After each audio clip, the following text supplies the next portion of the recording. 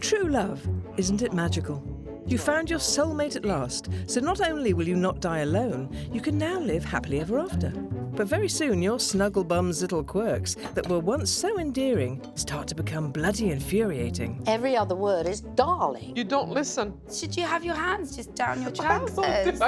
And by the 50th time you've put the lid back on the toothpaste, wiped the wee off the toilet seat, or picked up another filthy pair of pants, you're contemplating divorce, or worse. I literally want to hurt you when you do it. Who the fuck was that? I beg to differ. Go and get your own fucking wine. And if you're nodding your head vigorously in agreement, you're not alone. We conducted a nationwide survey to find out the most annoying things about our significant others. And it turns out that more than half of all couples admitted to having 3 or more whinges about their partner. And the rest were just lying to keep the peace. You have never, ever in the history of our relationship and marriage put the sink strainers back in the plug hole in the sink. So we asked a bunch of celebrities and their other halves to write a list of whinges putting a strain on their relationship in secret. I mean, every night, that one. Literally every night. Too many things bother her. I think I might have quite a few. And then read those gripes out to their partner face to face to see what they can learn in order to better help their marriages survive. But also to make us all feel better about our own. You're lazy. No. I what? This is ridiculous. That's low, that. Every time you're in a mood, it's my fault. It's a woman's prerogative. The snoring. No. No. I hope this won't cause a divorce. Yeah. This is Married to a Celebrity, the Survival Guide. The first couple writing their lists are Dame Joan Collins and Percy Gibson. On screen, Joan put the nasty into die-nasty as mega-bitch Alexis, and off-screen she went through 4 marriages before finally finding true love with her 5th husband, theatre producer Percy. I can't tell you how old Joan is, but at 51, he is 33 years her junior, and they've now been married 15 years. I don't think there's any secret to a happy marriage. We chose each other. We had so many of the same interests. I think you've just got to choose the right person. Let's hope that Joan also chooses the right words, rather than going full Alexis on Percy, as they sit down and write their lists. Hi, thank you. How are you? Hi. I don't have much to say about her. I don't have very much to say about him, actually. We call him Perfect Percy. Would you say that whinges in a relationship are unavoidable? Yes, of course. It would be ludicrous to pretend that you never had anything that you disagreed about or that you thought everybody was perfect. She's perfect. But I'll do my best. Oh, very important. That's a good one. Yeah. Do you have a sense of what he's going to say about you? Yeah. She's a noise freak. She needs to find this perfect temperature. Oh, I'm on a roll now. Let's see what else I can get her for. What are the hard things about marriage? No, I don't think there are any. I've expressed my frustration many times over many of these. Do you think there'll be any surprises for him? I might have 1 or 2. I guess that's it, yeah. Right. Da-dum. Percy's talked the talk, but will Joan get the gist of his list as they reconvene to divulge their top gripes? Hello. I'm slightly nervous about this list. No. No? No. Nothing to be You first or me? Well, you're the dame. Oh, that's right. Okay. All right. Well, I hope this won't cause a divorce. Right. The main thing that annoys me about Percy is the fact that you snore. It's not just snoring. Sometimes it's snorting and guffawing, and it's like, and then it'll go very quiet, and then it'll suddenly be, and I will have just been on the point of falling asleep, and then I wake up and the adrenaline starts coursing through my body, and I very rarely do this, but I did it last night. I said, darling, I've been trying to go to sleep for an hour, and you're still snoring. And you said, okay, and you got up, and you went out to the other room, which I thought was wonderful. However, you left the door open of the bedroom. The door of the bedroom has to be locked. So is that another pet peeve, or is that the same pet peeve? Yeah, I'm running into coming up with a lot. That you Right, knew you okay. whinge snoring. No, you told me I was snoring. Oh. But Well, I don't snore. interestingly enough, that's my first whinge about you. Because you snore as well. Do you know you snore? No. You Are do. you sure it's me? Yes. Tchaikovsky could write a symphony with your snores. Oh, sure. They go from contralto to basso soprano to it goes the whole range. It's fantastic. I should record it sometime, and we'll make a hit single with that. And as a matter of fact, the other night you actually started singing in your snoring. No, that Yes. wasn't me. Yes, there was a little. You started singing in your sleep. It was fantastic. I wish I Show had caught- tunes? Yes. Cole Porter? Well, at least I'm talented. So when it comes to snoring, there ain't nothing like a dame. But Joan's not alone, as snoring was a moan for a quarter of the country, particularly among 45 to 54-year-olds. That said, only 25% of the snorers were women. Well, sorry, you snooze, you lose, ladies. There were also many other bed-related moans, like farting in bed, listening to the radio, and refusing to have a threesome. How inconsiderate. I like sleep. I really do. If I don't get more than 8 hours, I'm useless the next day. Trying to get her out of bed in the mornings is like trying to get blood out of a stone. She doesn't want to get up and she doesn't want to go to bed. So what happens is, Rachel has her bath and I have the water. But by the time I go upstairs, she's not even got in. Not even got in. It'd be 11 o'clock before I get my bath. It's too late for me. I need me sleep. Turn the volume down, and you still the light of the TV. Darling, could you turn the TV off, please? Yeah. And I'm like, there's another program I'm gonna miss. Our next lovely couple are 34-year-old comedians John Richardson and Lucy Beaumont. John may be a hugely successful comedian, but his strike rate with the ladies is less impressive. Mainly because until he wooed Lucy in a pub when he was 30, he'd never had an actual girlfriend. I asked for a water and you thought, well, she's a cheap date. I never thought, actually, did that do it? Did that seal the deal when I asked for a water? I'd prepared myself for any single spirit plus mixer. If you'd asked for a double, then I never would have spoken to you again. They married 2 years later and now have 11-month-old Elsie. A stickler for rules and order, John has certainly done his child-rearing homework. He knows more about breastfeeding than the average health visitor. Nose to nipple, innit? Nose to nipple. He'd just walk past, like with a cup of tea or something, and just go, it's not latched on properly. What would you say? And I'd say, fuck off. You fucking do it. Nose to nipple, middle finger to husband. So how are John and Lucy feeling about writing their lists? I think I'll know most of the things on your list because you're quite good at telling me when there's a problem. Whereas I tend to just, if something's upset me, I'll just sulk for a week. So I think it'd be good for you to trace back and realise, oh, that's why... Sort of another one, actually. Oh. These two can't wait to get it all down, and who are we to stop them? Hello. How you doing? Good, thanks. I'm slightly nervous. I've been looking forward to this all week. In theory, I should put nothing, shouldn't I? But let's get started. What I think will happen is that it will degrade into such an argument that we will have to stop. I don't have a problem with arguing, you see, but John likes to stew on things. Likes to really think about it and sulk, you know. We've only been married a couple of years, do you know what I mean? We're not one of these, like, 40-year married couples who, like, oh, well, we hate each other, but we love each other. There's real damage could be caused by this. We need support, hope.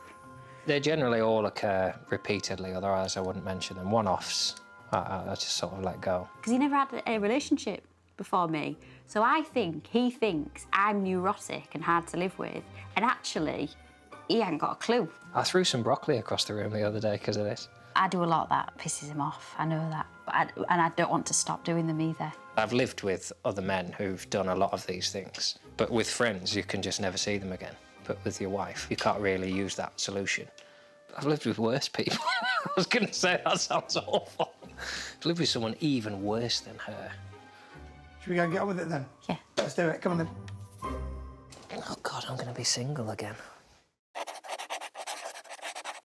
Can I sit here? Please do. Thank you. Thank you for coming. It's nice to see you again. No, don't you take the upper hand here. It's all right. I think you should go first. Really? Yeah. OK, then. I'll give you an old one. So one thing, before we had the baby, when we used to go out, remember that? Oh, great days, weren't they? Yeah. She would say she was ready, and then there'd be like another 10 minutes. That used to really wind me up. And? Well, just say you're ready when you're ready. Like, don't... I can see you're not ready. Sometimes you were still wearing a towel. I'm just saying ready just to get you off my back for a minute. I know, but that's not going to work if I can see you're not ready. It's going to put me more on your back. I'm doing it for you because if I said 10 more minutes, it wouldn't be a lot longer than that. If I'm saying I'm ready, it's going to actually help me get ready quicker. So you're doing it for you, not me? No, for you. But I want you to be ready when you say you're going to be ready. Does John rush you? Yeah, it makes me nervous. Referee, ding, ding, ding. I never rush you. He I does. just say... When someone stood by the door sulking...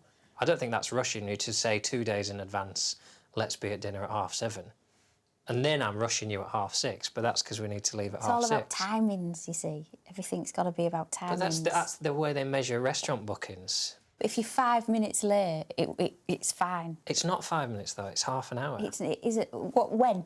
Oh, loads of time. Well, Yeah. This morning for this, we were 15 minutes late. That was the baby. That was nothing It wasn't to do the with baby me. who forgot her makeup bag. I wasn't I why didn't we were go late. back for Elsie's that makeup took a bag, did I? second. That We took were- more we were- because I was in the car. I had to go back. Anyway, you do yours. I don't think the idea of this programme is you do one and then it spirals out of control, is it? Should I tick that one off? Why? What does that mean? You've won. Well, I've won, I think. Won what? I don't know. I'm ticking it. I'll just tick it. This isn't a competition. Well, you have your shot and we'll see. That's something that annoys me, actually, how competitive he is with everything. 1-0, your shot. I'm not competitive at all. 2-0. I hope Elsie's like me, actually, in that. It doesn't matter about winning, does it? We've all heard the cliche that women take ages to get ready, but in our survey, 52% of those complaints came from the girls, which backs up recent research that men now take longer to get ready than we do. They probably get paid more for doing it as well. What is surprising is the 18 to 24-year-olds moaned about tardiness the most. Who says millennials are lazy? Our couples have a few things to say about timekeeping too. When we're leaving the house, we're always a bit late, which stresses me out. Your lateness. She'll come downstairs, she'll disappear for a second, and I think, where has she gone? We're leaving now, we're late. And then he'll get to the door, he'll have everything on, like he'll have his jacket on, bag on and everything, and out comes the cotton bud. And as I'm opening the door, I hear, zzzz. She's doing a little bit of late hoovering. What time do we need to leave for the airport? I say... That's different. I don't manage my time. I'll open the door, come on, let's go. Just cotton buds his ear. She made me miss 2 trains in one day one time. And now back to Percy and Joan. I think it's my turn now. Could you please tell me what is it you want me to do? Because you say to me, I wonder why the clothes hamper is downstairs, hasn't come up from the washroom yet. If you could just say, could you please bring the hamper from the washroom? That would help me out a lot, because when you say, I wonder why the hamper hasn't made it from the washroom, I go, I wonder that too, you know, I don't know. Where is the hamper clothes fairy that's supposed to bring the hamper back? Well, yeah, I agree with you, and in future I will say, Percy, bring the hamper back. No, you don't have to. There's got to be something in between. Like, Darling, Daddy, would you mind? Because I have to go up all those stairs with the No, hamper. that's true. You heard me the other day. I heard you grunting like Maria Sharapova at Wimbledon final. Well, it's heavy. Well, yeah. Quite for me, you know. For a delicate lady, yes. Is Percy helpful around the house? Very, extremely helpful, yes. In fact, he gets a bit bossy sometimes if I try to do something. He likes to do the cooking. That's fine with me. The only reason I do that is because if I let you do anything, 9 times out of 10, you'll get into trouble with it. Yeah, well, I have to admit that I do have problems with tins. Tins, yes. Yeah. Then I always say, well, how do you turn the gas on? Which is usually a really bad idea. They let you anywhere close to an open flame. Yeah. It's probably going to mean the death of both of us. But listen, the thing is that for years, I had 3 children and I would cook and I would make. And you're very good But then I cook. gave it up. No, but you're very handy around the kitchen. You know, you help me out. I make a great lot. sandwiches. You do make the best sandwiches in the world. Spaghetti bolognese. Spaghetti bolognese is without a par, you know. It's fantastic. But when I leave you alone, like, for example, the other day, when I let you go by yourself to Bloomingdale's, and I come to meet you, and you're at the bottom of the escalator, you had gotten your full-length coat stuck on the escalator gears, and they had to stop the escalator to cut you out of it. Basically, that was the. So you see, if I cannot leave you alone for a second, which is why I get so bossy. Yes, you do. I know. Okay. All right. Point to him. Yes. Yeah. Oh my God.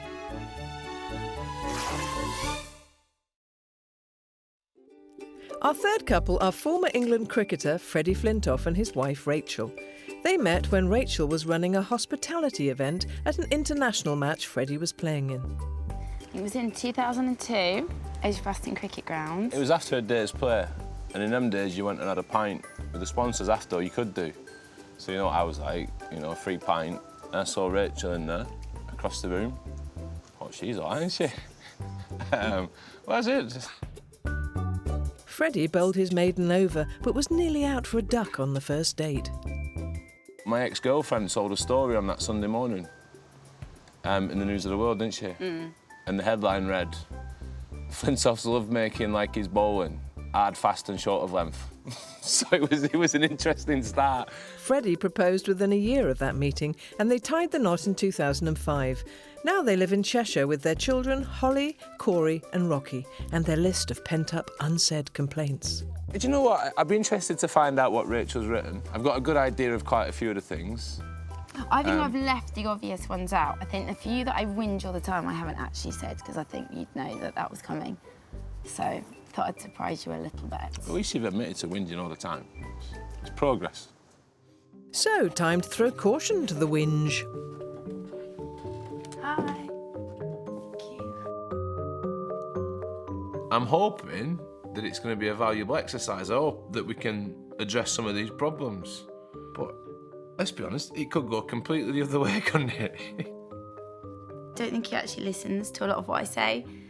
Doesn't seem to take it in because it keeps happening. So maybe won't happen after this. There are things that I won't do. I think the one time we did the laundry, put a Gucci suit in the washing machine. There is one whinge, but I don't know if I got the balls to bring it up. I really don't. I am quite worried though, because usually whatever I do, he'll do worse. This is going to be like being back in the dressing room when Darren Shadford peed on me in the shower. Then I left a turd in his car. This is what it's going to be like. It's quite therapeutic. You know, you talk about being open about your issues. I think in theory that sounds wonderful. But there's certain things which should be suppressed. They really should. They just shouldn't get out there. I keep saying this to Andy, try and see it from the other person's point of view. If you leave something, it just starts to just eat away at you, doesn't it? And it creates a bigger problem. Where if you'd have nipped it in the bud early doors, I wouldn't be sat here now, would I? But I can add 20 more if you want, quite easily. I'm just thinking if there's any more. Yeah. Thank you. There's my list, but I'm not sure if I'm brave enough to deliver it. Maybe nip home and dig out the old cricket box. Better safe than sorry. All right. Thank you. Don't be nasty, please. Go on then. No, you'll start it. You tell me how good you are at this, you can start. You never let me do anything first, ever. Now's your chance. Right then. Wait. You look nervous. Don't breathe. I am nervous. Right, my first whinge. Hoovering. Do you know what that is? Hoover, you know I know what it is. Hoovering, right? Our house, we've got an Henry the Hoover. Quite a cute looking thing, Henry. He's got a little face on. He's got the. It's pink one. It's Henrietta. You don't have Henry. It's a girl one. In our house, we've got a Hoover called Henrietta. So our kitchen floor, it's a resin white floor. I know what you're thinking as soon as you say that. Absolute nightmare to clean, and it is. It's just crumbs, everything. So I usually get the. Can you hoover the kitchen floor? I will say, of course I will, my darling. Now Henrietta is designed with wheels on the bottom. So it's a comfortable thing for you to put, and Henrietta comes behind you, right? But I'm not allowed to do that. No, because Henrietta's wheels, apparently, will mark the resin floor. I have said that. Right? So I'm now carrying a hoover, right? I'm carrying an hoover. I've got a hoover in one hand. Look at you. I've got Henrietta's nozzle in the other, and I'm going around like this. I'm like a Ghostbuster. You know, I need to strap it on my back or something. If Henrietta's wheels touch the floor, blow my neck. Is that true? Do you know, that is And then, true then, if I venture into the hallway, or because it's open plan, I'll venture into the hallway and do a bit of hallway hoovering, and I can put her down then. But then if I get the lines wrong in the carpet, It leaves, yeah. Do you know what really is confusing me though? For like confusing 3 years, we've got this little Dyson that you just put that charges, that is for the kitchen. So you don't even have to get the Henrietta out of the cupboard. It's just enough charge in the other one to quickly go around the kitchen and it's done, which proves you don't really do it very often. Okay, yeah. Let's watch comedian Lucy Beaumont tell husband John the things she doesn't find so funny. I'm really excited about this. You're tight with money.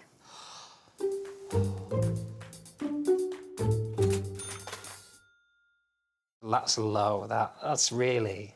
I just think I should say it. What am I tight about? When we first met and we first... I don't have specific evidence. We went to home base and I knew a trip to home base would be a good indication of what the relationship would be like and what John's like. You know the tape, the masking tape you use for the painter and decorator's tape? You got the cheapest one and I thought, well, that's funny because that obviously they're not very good, are they? The cheapest one, they just snap. And it did make me think, oh, I wonder why he's done that, because you could afford to get the better one. I don't count masking tape as a thing that I need to prove my extravagance on. Don't worry, sweetheart, you get that wide roll. But we're only touching up behind the units, John. Get 3 rolls. I don't give a shit. I don't think you should be extravagant with money, because I think... Buy an expensive... I mean, the fact that you refer to it as expensive masking tape. over quantity. On masking tape? Well, it's just in general, and I've noticed that you sometimes don't. You'd rather, but say if we was buying a coffee table, you'd rather get a real cheap, not very nice looking coffee table rather than one, not necessarily expensive, but one that is sort of nice to look at. I get a coffee table that does the job of a coffee table. Yeah, but coffee you would spend like £100 on a coffee table. That's your problem. When there's ones for $29.99.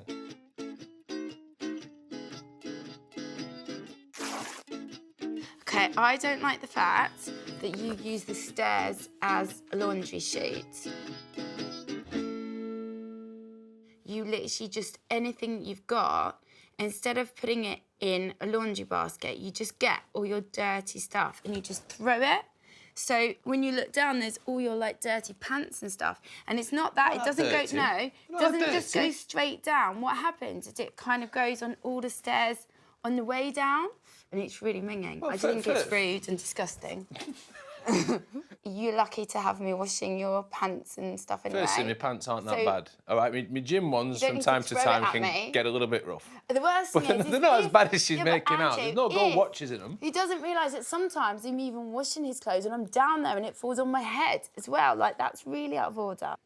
There has been a couple of times when I have taken aim. So disrespectful. When she's at the bottom. Just... That's so well, if I know you're down there, then I'll drop them. But now you've got the kids doing it as well, so everyone just... But it makes sense, you can just drop them down to the bottom and it's there. Then it just, like, festers down there in a pile. Where should I put it? In a laundry basket. We don't have one. Yeah, I do. I put a little one outside. The 3 kids' rooms are together, and they have one outside so they can all put their stuff in. And if you could be bothered to just walk a couple of steps to that and put it in, then that would make my life far easier. And Rachel is not on her own. Well, apart from when she's doing Freddie's washing. Complaints about household chores received the most whinges in our survey, with 38% of adults listing it as a top gripe, with examples such as leaving dirty dishes out on the side, stacking the dishwasher in a way that wastes space, leaving dirty socks on the floor, and putting the wrong recycling into the wrong bin. Remember, green for things, brown for other things. 42% of women listed it as a top gripe compared to 29% of men. But which of our celebs were holding a grudge about household chores? Walk me through the dishwasher fairy. Did I not load it last night? I'm talking about unloading it. I do fess up the fact I forget to put it on and then just go straight to bed. Portia has lots of electrical appliances. When she's done with those appliances, she leaves them everywhere she can. So you just clatter into them on the way to the toilet. Don't even think about the mess. You have one job, and your one job is taking out the bins. I quite and like you that don't do. You ask the kids to do it. I'd like more direction on it, though, to be honest. The bins. I ask you, you ask the kids, and you just carry on sitting there. I don't mind putting the bins out. It's fine. But that's your one. Yeah, I do it. That's your one job. Now it's Percy's turn to have a moan at Joan. I know there's very few times when I'm actually ready before you, but the times that I'm ready and I sit down, I think, I'm gonna have a cigarette, and you go, darling, could you zip me up, please? Or, darling, could you put this jewelry on me? And it's a finicky piece of jewelry that I have to, and I don't know where to put my cigarette. I have it on my lips, and you go, oh, take that horrible thing away. So I put it down on some antique piece of furniture, and you're like, don't, you're gonna burn it. And I'm like, well, what am I supposed to do with it? This is my time. We have ashtrays all over the house. Yeah, but they're never where you are. I have to go where you, I have to bring my own ashtray. That is true. So. Yeah, I admit, I'm sorry. But, you know, I mean, years ago, women would have, you know, ladies' maids to zip them up. So, shall we get a lady maid for you? No. No, it's just the zippers. And of course, you're right. It's usually some necklace that with an infinitesimal Remember clip. when I zipped you up and the zip became way completely in the elevator? Oh, where we were in going New York. Yeah. That's right, when we were going down and we were going out to some large party. Yeah, oh yeah, my yeah, God, and the yeah. whole dress Yeah. fell apart. Fortunately, you had a jacket on, but Yes. it was Oh my God. very embarrassing. Kept thinking about that. In our survey, you, the British public, threw up a host of unique complaints about your partners. Things like farting after sex, liking steam trains too much, and hat wearing. To be honest, it's surprising any couple survive the hat wearing stage. But Lucy has noticed something specifically annoying that she really wishes John would just say goodbye to. The way you say hello.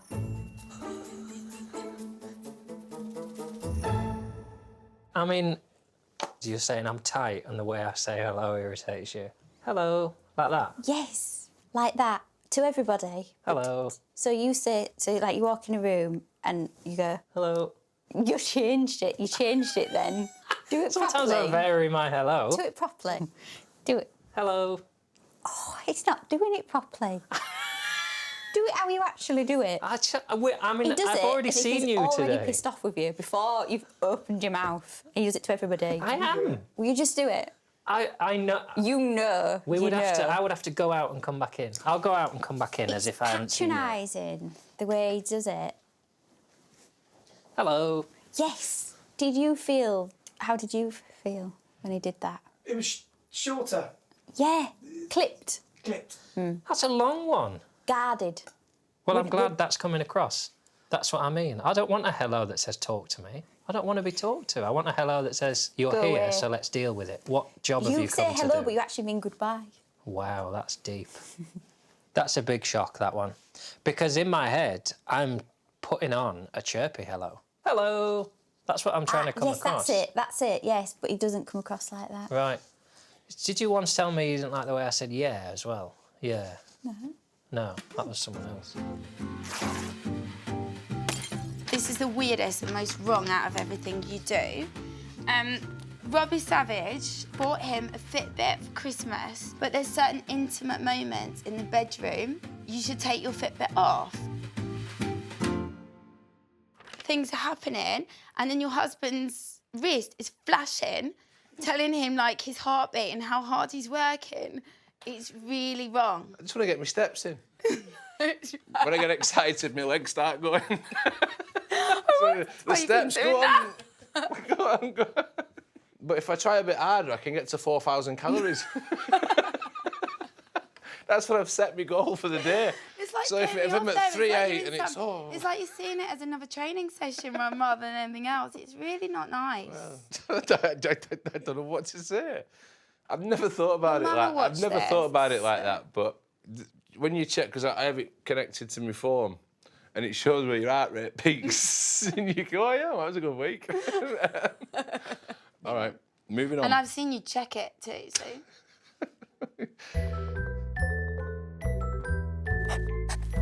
Now, this, I think, will annoy a lot of people. The whole telly area is fraught with danger. You feel like you're entering something that has got sort of restrictions and rules, and just watching a programme. And one is, I can't talk, I'm not allowed to talk. That's it. As soon as you enter that area and the television is on, then that's it. You don't talk. And then if I talk, he pauses the TV. So I have to quickly say what I want to say, very concisely as well. If he goes to the planner on the TV and he sees that I've recorded things, he doesn't like it because he likes to keep the planner below a certain percentage. The whole telly experience, really. Stressful for you? Yeah. Yeah, stressful. I'm on edge. I'm on edge. I appreciate that. But there's we waste a lot of time. Do you see what I mean? Well, because since the baby, we tend to go to bed earlier, don't we? Not since the baby. It's not since the baby. No, I'll give it... Well, there are efficiencies that could be improved in the television watching aspect of our marriage.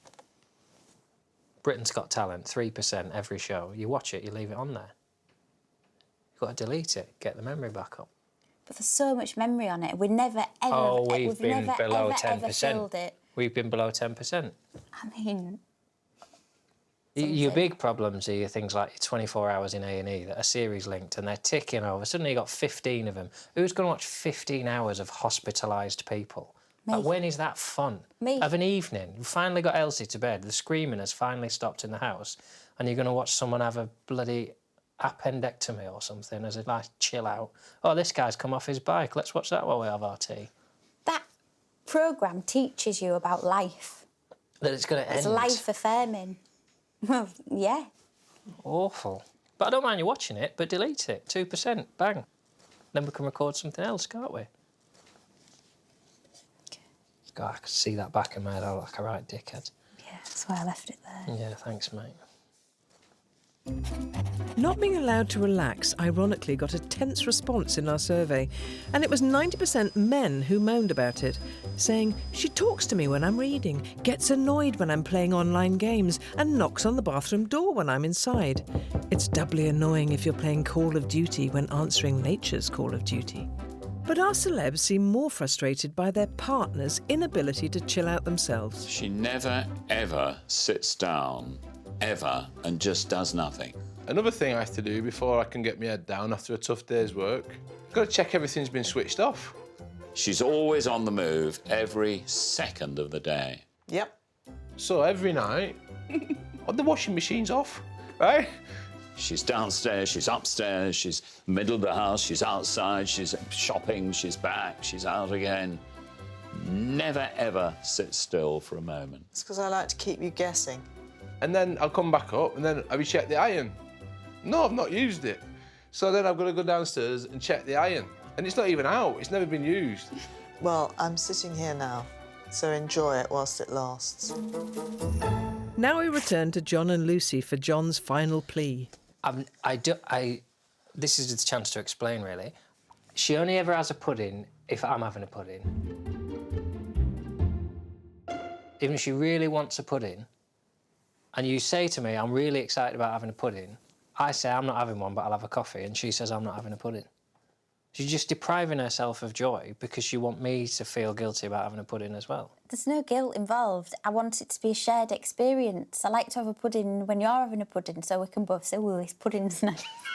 We're northern. Why can't you say, oh, this pudding's nice, and I say, oh, I imagine it is, yes, but I'm a bit full for pudding. However, this Americano's I want to nice. share it with you. Because it's nice, you know, to go, ooh, that, you know, that's nice, and ooh, have a bit of that bit, you know, and go, oh, you know, like, oh, that bit's nice, have a bit, you know, do you know what I mean? It's like a dance. Pudding dance. I don't dance with you either, though, do I? Does that explain it? It's not that anyway, it's not that. It's because she's worried I'm going to get to the end Just of the meal. simply, I want to share the pleasure of having a pudding together. If I'd sat there on my own, you'd just be sat watching me, and then it's nice to enjoy it together. I'm having a coffee, you're not having a coffee, I don't mind. Then I feel like you're my dad, taking me out, something, you know, and like, you're having a coffee and I'm having a pudding like a child. I know. We should only have a pudding when we're on a 3-course set menu anyway, otherwise it's just the markup on puddings, isn't it? It's all just sugar. I've got sugar at home.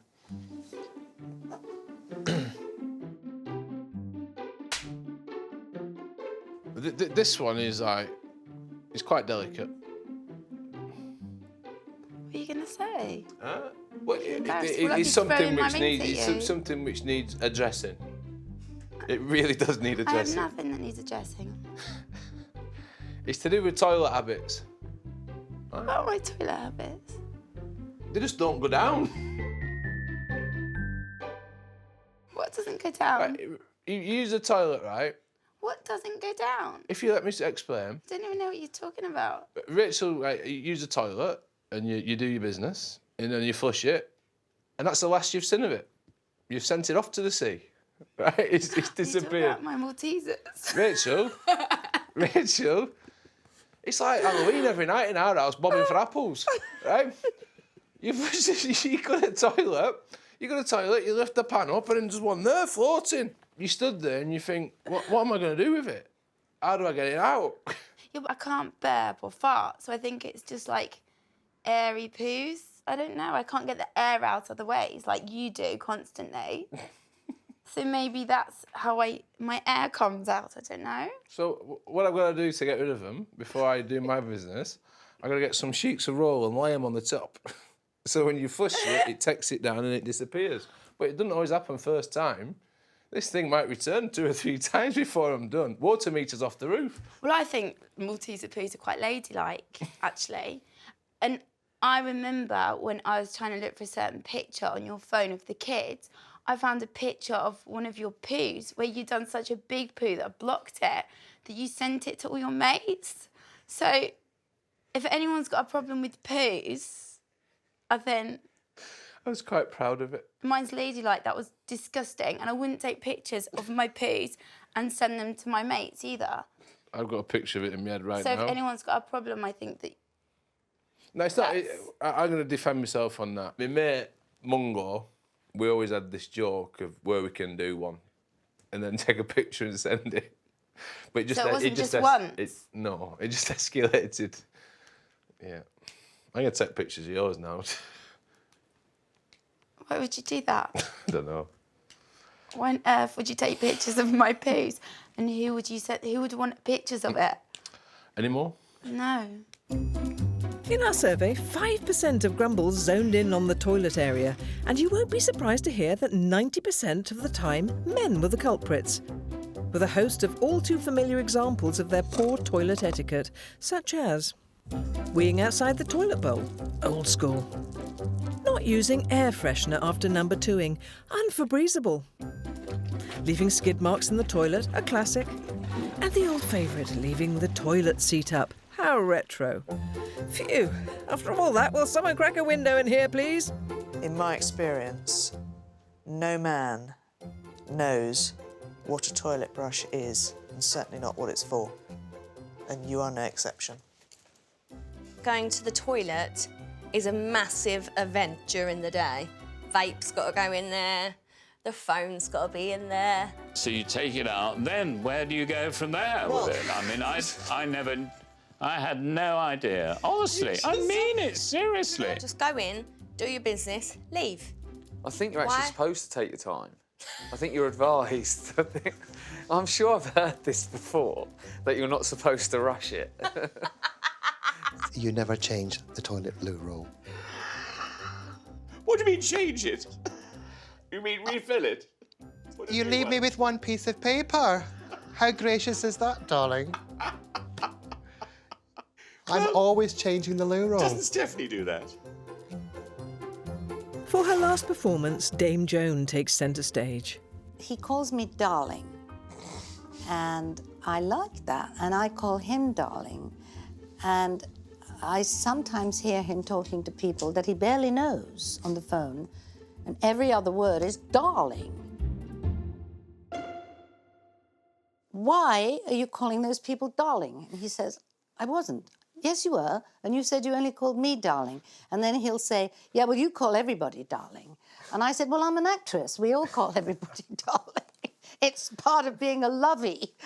Richard Attenborough. It's usually because I've forgotten their name. I call them Yeah. darling. I don't, you know. But you just called Alan darling. I thought you were talking to me. I know. I have to definitely not call other people darling. But Okay. you're my puppy. Okay. That's. I'm not going to say what my pet name is for you. No. Big Dog. Big dog. Big dog is always right. Don't argue with a big dog. Yes, ever since we saw The Fugitive many years Such ago. a great line. And Tommy Lee Jones comes and says, Big Dog is right. Big Dog's all right. So I call him Big Dog sometimes. So, okay. Are you ready for this? Yeah. You won't throw anything away. That's because this planet is on its last legs. Like, you won't throw anything away. Like, I've watched you eat a meal. You're throwing a marriage away right now. We had onions and peppers left, so you had it as a meal. That's not true. You can't just make shit up. Oh, well, next on my list. I'm not making Once she anything up. carried a frog around for a year and said it was her best friend. I chucked a towel away. I put it in the bin. That blue The bin one. outside, it was back in the house. I go through the bins. He went through the bin. An old mucky towel. He's been on telly for years. And he still has videos. He's recorded every episode of Saved by the Bell, and he's still got it. And the movies. When they got a job in Hawaii, they worked on that beach. And we've moved house. And when Zach They and Kelly all, get married. a full bookcase, came to the new house. They remind me of my teenage years when I used to record a lot of things on the telly. And you've got adverts from yesteryear that you would forget about. That Scotch tape advert with a skeleton. I would have forgotten that existed if I hadn't watched Gremlins. He's never going to watch them. I am. When? Well, don't tempt me. Our couples have been saved by the bell all right, and they've made it to the end of the session without throwing anything breakable or the need for lawyers. So we asked them to swap their lists. Is that your writing? This is Look so at you that. can There's the remember. difference between us. For a little memento and a permanent reminder of what really pisses their partner off. We got through it, didn't we? Yeah, it wasn't that bad, was it? I think that's quite therapeutic. You wouldn't listen to me otherwise, but you've had to.